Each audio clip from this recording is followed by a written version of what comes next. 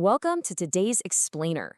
We are jumping straight into unpacking a truly fascinating document, a unique spiritual text that literally bridges earthly political critiques with a grand cosmic history.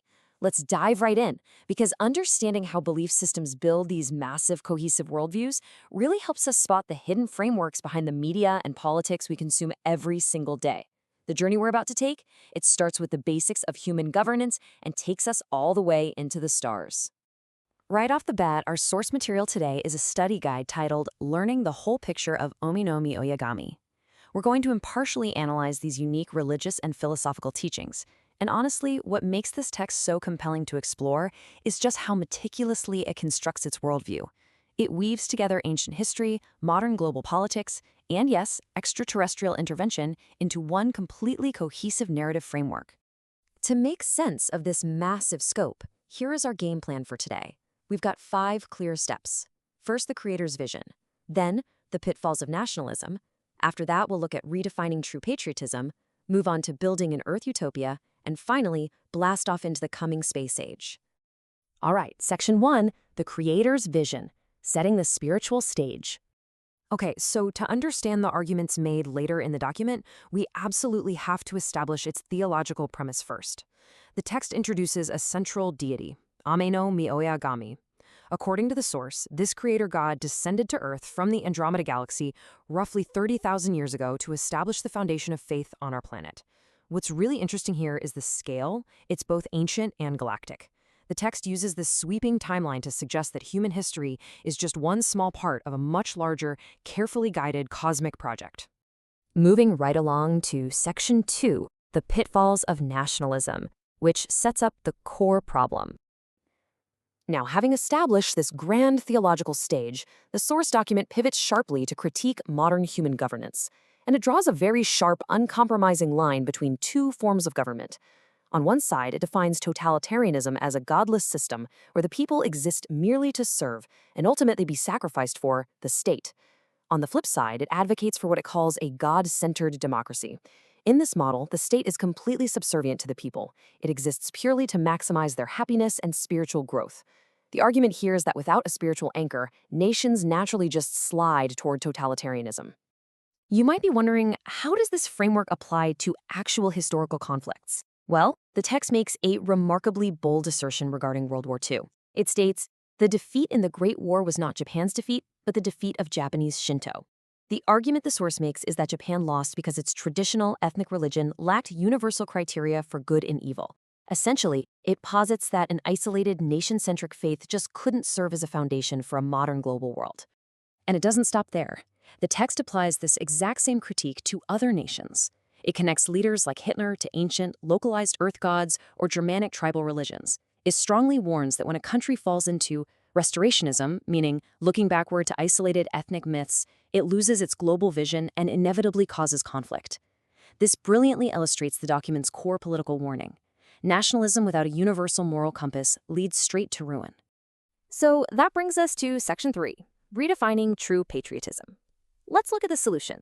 If isolated nationalism is the big problem, how exactly do we fix it? The text outlines a concept called Yamato Gokoro. According to the study guide's instructors, this is an inclusive form of patriotism.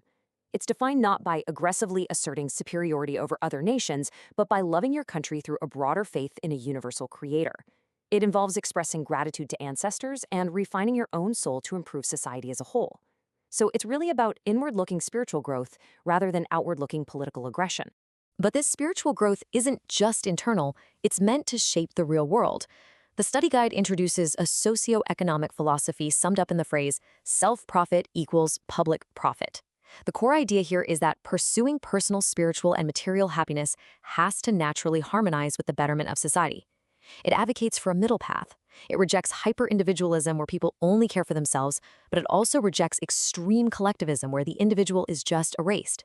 Okay, moving to Section 4, building an Earth Utopia. The global vision. Scaling way up from individual and national politics, this philosophy is then applied to the entire planet. The document impartially lays out a major critique of our current global institutions. It argues that earthly survival is literally impossible without a universal standard of what it calls God's justice. For instance, it points out that international bodies like the UN are ultimately flawed because they rely on simple majority rule or the consensus of powerful nations instead of an objective, universal moral compass. The text argues that without that higher standard, we're just voting on what's convenient, not what's actually right. So, here's the million-dollar question. How does this earthly struggle for a global moral compass connect to the Andromeda Galaxy? I know, it sounds like a massive leap, right? But this is exactly where the source material takes us next. Which brings us to our final part. Section 5, the coming space age, and some serious cosmic escalation. This is where earthly politics completely gives way to cosmic events. According to the document, Earth is currently facing a final crisis. We are at a massive tipping point in our civilization, and because of this, the text claims we are receiving direct cosmic intervention from the Andromeda Galaxy. To put that into perspective, that is 2.5 million light-years away. The text actually refers to this galaxy as the location of Earth's mother star. Now, the text doesn't just deal in vague metaphors here. It gets incredibly specific. It details a literal extraterrestrial fleet sent by the creator God. We are talking about a 200-meter universe battleship named Mikasa, 35-meter support craft that are specifically tasked with repelling malevolent aliens, and security patrol craft cruising over Earth at Mach 10.